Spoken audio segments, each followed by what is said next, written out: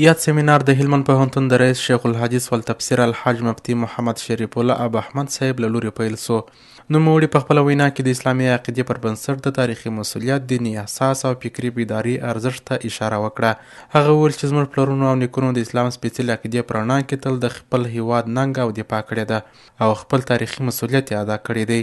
هغه زیاته کړه اوس هغه وخت دی چې تاسې ځوانان هم خپل تاریخ د خپلو نیکونو په څیر د اسلامي عقیدې په رڼا کې وساتئ او د هیواد د عزت او خپلواکۍ لپاره هڅه وکړئ.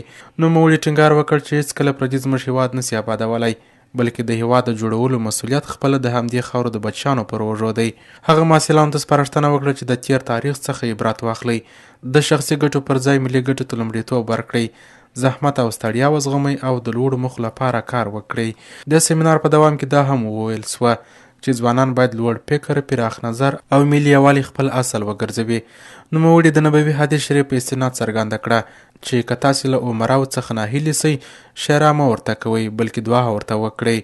هغه زیاته کړه چې اتفاق، همغږي او سالم فکر کولی سي ټولنه له ستونزو وباسي او د پرمختګ پر لور یې رهبري کړي. د سمینار په پای کې د هلمند پوهنتون رئیس صاحب وویل چې که ځوانان علمي وړتیا او مسلکي مهارتونه لوړ کړي، نو د هیواد هره برخه به د دوی پر مټ پیاوړې سي او د هیواد سیاسي او اقتصادي خپلواکي به پیاوړې او خوندي پاتې سي.